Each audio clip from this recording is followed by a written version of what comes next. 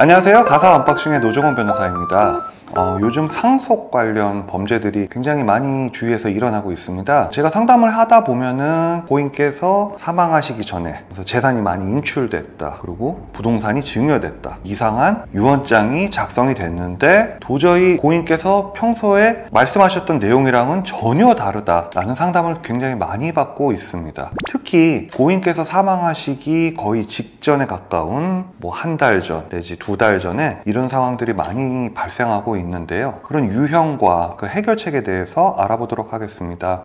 상속범죄의 유형과 관련해서 가장 빈번하게 발생되는 유형은 첫 번째로 부동산 증여입니다. 고인께서 돌아가시기 몇 달 전에 증여계약서가 작성되고 고인의 주된 재산 중에 하나인 부동산이 이전되는 경우가 발생합니다. 대부분 고인을 모시고 있는 자녀 중에 하나에게 증여가 됩니다. 보통 이제 돌아가시고 이제 상속 관련 소송을 하다 보면은 다른 사람들은 다 불효자이고 본인이 유일한 고인의 효자였기 때문에 고인께서 돌아가시기 전에 나에게 모든 재산을 증여해 주기로 하셔서 그렇게 한 거다라고 변명을 하고 있습니다. 그런데 실제 사례에서 고인께서 인사불성인 상황인 경우에도 증여가 된 경우가 있었습니다. 고인이 인사불성인 경우인데 부모를 휠체어에 태워서 주민센터로 데리고 가서 부동산 인감증명서를 발급받아서 증여를 한 겁니다. 아무리 봐도 범죄의 느낌이 풀풀 나죠. 그런데 실제로 수사를 해보면 이런 부분이 밝혀지는 경우가 실무적으로는 꽤 드뭅니다. 이유는 특히 부모님께서 치매 중증 이상의 상황이 있다라는 의료 기록이 없는 경우, 가족들은 다 치매라는 걸 알지만 의료 기록상 치매 중증 이후의 상태라는 그런 기록이 없다면 입증이 굉장히 어렵습니다. 특히 이걸 증여받은 사람은 아까 말씀드렸다시피 주된 재산인 부동산을 나에게 증여하기로 약속하셨고 그거에 따라서 증여를 받았다라고 수사기관에서 무조건 얘기를 하거든요. 그럼 수사기관 입장에서는 조사를 하는데 물어봐야 될 거 아니에요. 이게 진짜 증여인지, 고인의 의사에 반해서 부동산이 증여된 건지. 그러면 대단히 안타깝게도 고인께서 돌아가셨으니까 고인의 의사를 물을 수가 없어요. 그래서 이것이 사문서 위조인지 아닌지, 절도인지 횡령인지를 확정할 수 없습니다. 그리고 두 번째, 부모님이 연로하셔서 요양원에 가 계시거나 입원을 하고 계실 때 부모님 집에 들어가서 여러 가지 귀중품들을 훔치는 경우입니다. 부모님이 안 계시니까 범행도 신고가 되지를 않아요. 그리고 돌아가시고 나서 유산을 정리하는데 이제 가족들이 알게 되는 거죠. 집에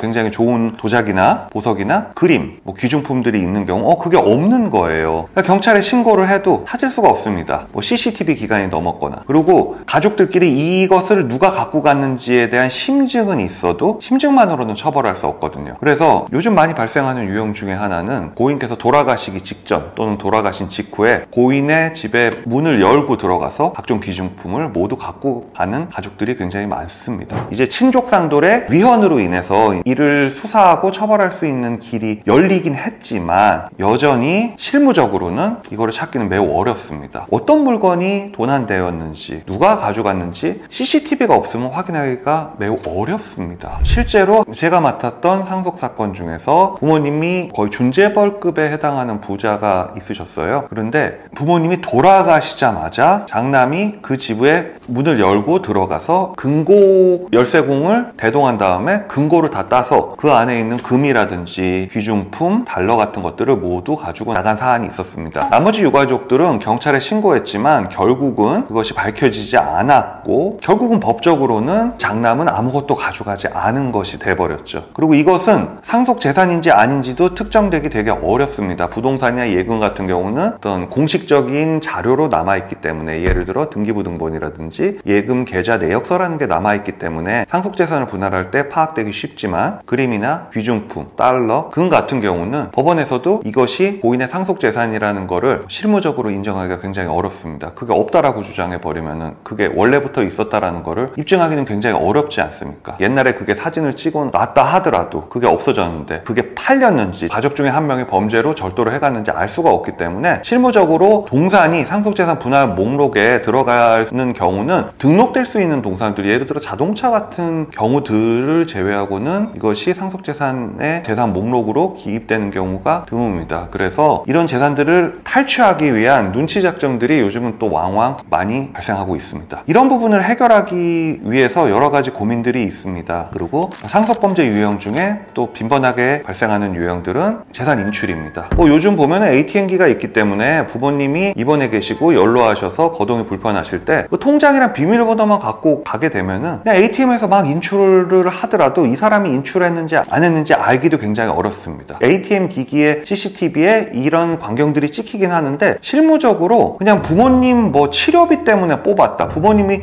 부탁해서 그냥 뽑아 드렸다, 이렇게 얘기를 하면은 빠져나가는 경우가 굉장히 많습니다. 실제로 이 돈을 뽑은 다음에 곧바로 자신의 계좌에 이체하는 정도 상황이 아니면은 그 돈이 어떤 용도로 사용됐는지 수사기관 입장에서는 알기가 어렵거든요. 그래서 고인이 부탁해서 한 건지 실제로 절도를 했는지 느낌적으로는 절도 같지만 무죄 추정의 원칙과 죄형 법정주의에 의해서 처벌 안 되는 경우가 대부분이에요. 그래서 미리미리 이런 상속 범죄를 예방하는 게 굉장히 중요합니다. 그렇기 위해서 필요한 것이 성년후견입니다. 실제로 대법원 판례에 따르면 치매의 경우 고인의 의사 능력에 대해서 실무적으로 꼭 100% 이렇게 맞는 건 아니지만 구체적인 정황을 고려해서 판단하지만 치매 중기 이후인 경우에는 그 의사 능력을 무효화해서 자식 중에 한 명이 부동산을 증여받았을 경우 그거는 의사 능력이 없는 경우로 봐서 그 증여를 무효화시켜서 다시 가족들의 재산으로 환입해서 다시 상속재산 분할을 하는 경우가 많지만 치매 초기에서 중기 사이의 경우에는 의사 능력이 있다라고 인정돼서 증여를 유효로 인정하는 경우가 대부분입니다. 그리고 치매 초기와 중기의 사이는 스펙트럼이 굉장히 넓어요. 약간 방향감각이 없으시거나 깜빡깜빡 하시거나 어제 했던 이야기나 점심 때 먹었던 음식을 기억하지 못하는 것부터 해서 사실상 거의 거동불능인 상황까지 치매 초기부터 중기까지 스펙트럼이 다양합니다. 가족들이 느끼기에 치매가 심한 것 같은데 라고 생각하는 경우 대부분의 경우 초기에서 중기 사이의 경우에 있는 경우가 대부분입니다. 실제로 의학적으로 치매 중기 이후에는 여러분들이 생각하시기에 거의 거동불능 상태 이후가 치매 중기 이후라고 생각하시면 됩니다. 그래서 부모님께서 치매 초기의 증상이 발생할 경우에는 적극적으로 성년후견을 신청하셔야 됩니다. 성년후견은 쉽게 말씀드리면 약간 미성년 자녀에 대한 부모의 역할과 거의 비슷하다고 생각하시면 됩니다. 자녀의 재산 관리는 성년이 되기 전까지는 부모님이 보통 관리를 해주시죠. 용돈 정도 주는 걸 말고 미성년 자녀에게 큰 재산이 있거나 그렇게 될 경우에는 부모님의 동의를 얻어야 계약도 체결하고 처분도 할 수 있고, 이런 거와 마찬가지로 성년후견으로 지정되면 성년후견인이 법적 대리인으로서 재산을 처분하기 위해서는 성년후견인이 이를 연로하신 부모님을 대신해서 행사하게 되는데요. 근데 마음대로 팔 수 없습니다. 재산의 처분 같은 경우 법원의 허가가 필요하고요. 예금 관리 같은 경우 일정량의 합리적인 수준의 생활비를 제외하고는 인출이 불허됩니다. 그리고 3개월에 한 번 재산관리 보고서를 작성해서 후견인이 내야 됩니다. 그렇기 때문에 현실적으로 부모님이 연로하셔서 치매 초기라든지 아니면 좀 거동이 불편한 경우에 거액의 재산을 인출하거나 거액에 상당하는 부동산을 증여하거나 처분하는 경우는 성년후견인이 지정된 이후에는 현실적으로 어렵습니다. 왜냐하면 역시 거액에 상당하는 부동산을 처분하려면 법원의 허가 사항으로서 왜 이거를 처분해야 되는지가 소명되어야 합니다. 그리고 처분된 대금을 어떻게 사용하는지에 대해서도 법원의 허가를 구해서 허락을 맡아야 되기 때문에 이렇게 부모님의 재산을 거의 범죄에 가까운 행위를 통해서 탈취하는 것을 미리미리 예방할 수 있습니다.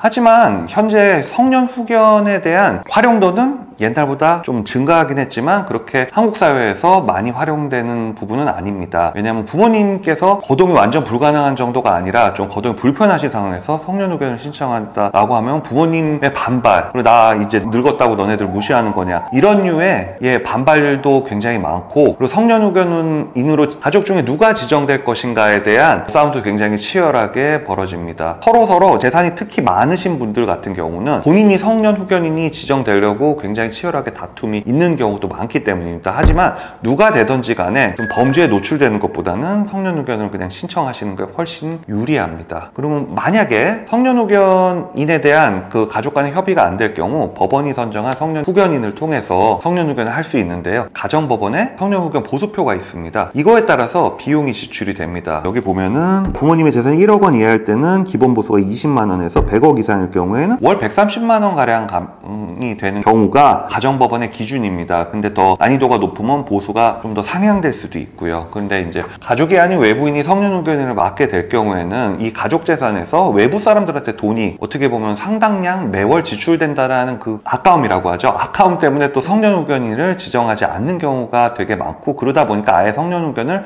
신청하지 않는 경우도 많은데요. 가족 중에 한 명이 성년후견인이 되더라도 어쨌든 성년후견을 신청하는 것이 훨씬 더 유리합니다. 왜냐하면 필요 생활비를 제외한 재산의 처분은 어떤 경우에도 법원의 허가를 받아야 되기 때문에 나와 사이가 안 좋고 부모님의 재산을 혹시 탐내지 않을까 의심되는 어떤 자녀가 혹여나 성년후견인에 지정되더라도 성년후견인을 신청해서 성년후견인이 선정되지 않고 그 상태로 가는 것보다는 부모님의 재산이 거의 상속 범죄로 인해서 탈취되는 경우를 막을 확률이 훨씬 높고, 현실적으로 성년후견인이 가족 중에 지정되면은 법원의 허가가 필요하기 때문에 그런 일은 발생하기가 현실적으로 어렵습니다. 그래서 성년후견에 대한 접근은 열린 마음으로 좀 적극적으로 활용할 필요가 있다고 생각됩니다. 이상입니다.